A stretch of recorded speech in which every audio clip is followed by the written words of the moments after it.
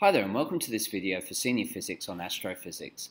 In this last video we're going to explore the idea of gravitational fields and how this has an effect the further out we go from the Earth's surface into space. So basically what we've got here is a representation of the Earth where we've got our gravitational fields which are centered into the center of the Earth. Now the thing is, what we need to experience or explore is what happens to a mass the further out we go from the Earth's surface. Now this makes pertinent sense when we deal with things like satellites and putting a satellite above the atmosphere and wanting it to actually circle the Earth. So what we notice is that the closer the lines are to the Earth, and you can see that right on the surface, the stronger the gravitational field is going to be against them. So you can see the further you go out, the wider the field lines go, which means you get a decrease in that gravitational field. So what we've got to understand is if we're going to put a satellite in space, we've got to work out what height are we going to do, and as a result, what is going to be the force of gravity which is going to apply upon it. Now, if you watched the previous video, we understood that we had to have a critical velocity which is required in order to get the satellite to actually move through space and keep it in a circular orbit. So it's important to know what's the strength of the force of gravity acting on that object at that specific height. So obviously, depending on the size of the planet, it will determine the size of the gravitational forces which are going to be applied upon it. The bigger the planet, the bigger the gravitational field. So our biggest planet in the solar system, Jupiter, is going to have field lines which are going to be a lot closer together. The Moon, however, doesn't have a specifically large gravitational field, basically because it's a lot smaller. As a result, the field lines are further apart, and that's why when we see photos and film of Neil Armstrong walking on the Moon, he's actually bouncing over it because the field lines are not grabbing hold of him as a mass and pulling him down as strongly as you would if you were on the surface of the Earth. So we can actually determine what's going on depending on the different planet surface. Now, obviously, if we're going to look at space exploration, we need to know what those gravitational fields are like. Now, here's a representation of a rocket, and you can see that relative to Earth, we've got a certain number of field lines. In this case, we've got 5 field lines acting on that Australian rocket there. Now, if we went to the Moon, we'll see that the number of field lines is going to be a lot less. We've gone from 5 to 3. So we can see that the gravitational force is less on the Moon than it is on the Earth, which means that we're going to spend more time in the air if we're jumping. But likewise, if we go to Jupiter, you can see that we've almost doubled the size of the number of magnetic field lines per specific area. So as a result, we can see that the gravitational field strength for Jupiter is going to be a lot larger than we're going to get on Earth. Now, obviously, we're only dealing with Earth at the moment, but the further you go out, what we're noticing is that those field lines are going to get further apart. So what we need to be able to do is to be able to calculate our gravitational field strength at any specific point. Now, our gravitational field strength, G, is the acceleration due to gravity on an object. Now, as we know, as we go further out, G is going to decrease. Currently on the surface of the planet, G is going to be 9.81 meters per second. But as we move away, that's going to get less and less and less.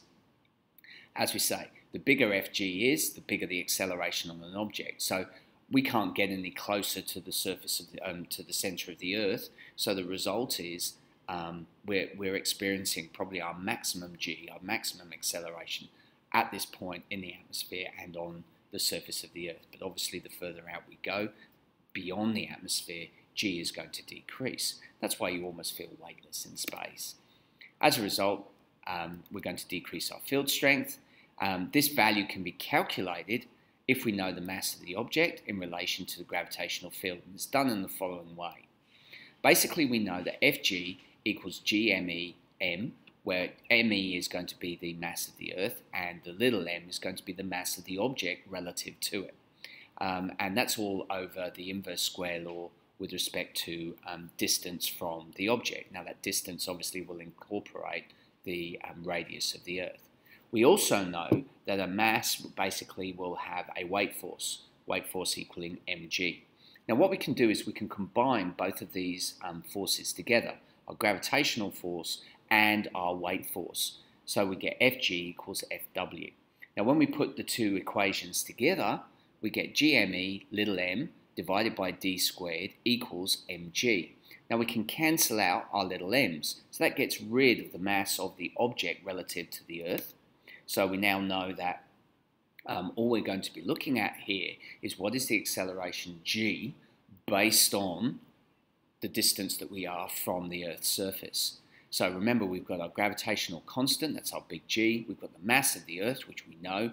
All that's going to change is the distance that we are from the Earth's surface. So we get an equation which will allow us to work out gravitational field strength, G me divided by d squared.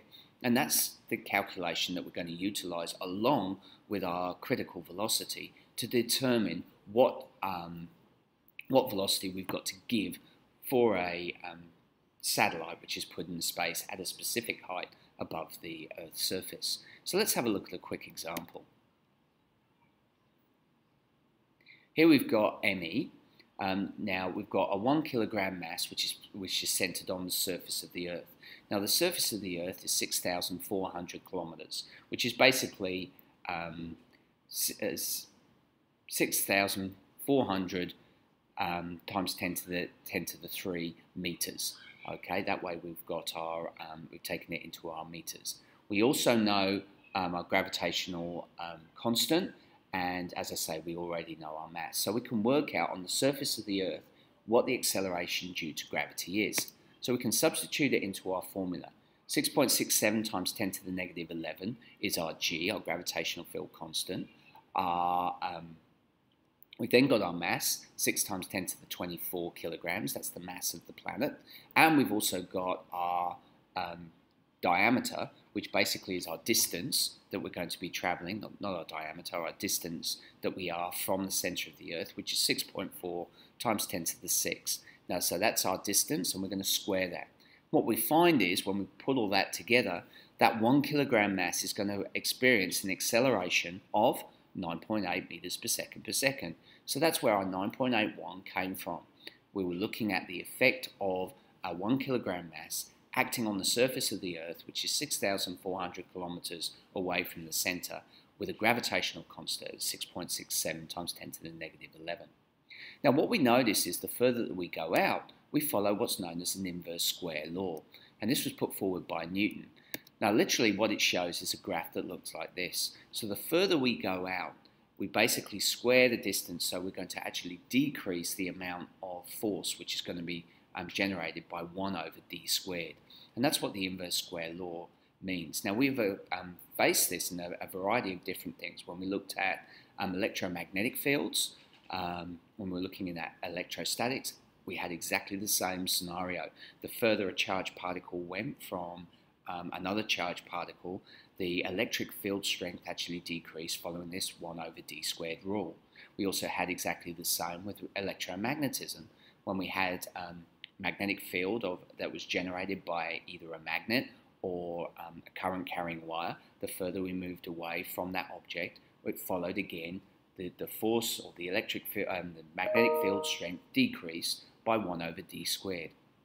So we follow this rule all the time. Now basically what we notice is that if we were to look at a variety of different situations from Earth's center, we can basically work out the size of the forces which are generated. So this table shows that. You can see in the middle column that if we are a distance 0 from the Earth's surface, we've got an acceleration of gravity by 9.81. Notice that our distance from the center is 6,400 kilometers. However, if we were to go and increase our distance, say let's go down to the very bottom, which is 13,590. So we're 13,590 off the surface. We've got to add to that the radius of the Earth, which is 6,400 kilometers. So that gives us a total distance of 19,990 from the Earth's center. Our acceleration due to gravity would only be 1 meters per second. That's actually less than what you find on the moon. So I hope you found that useful. Hopefully you can actually practice this a little further by doing some of the exercises that I've got linked to this post. So thanks for watching, and I look forward to meeting you again. Bye for now.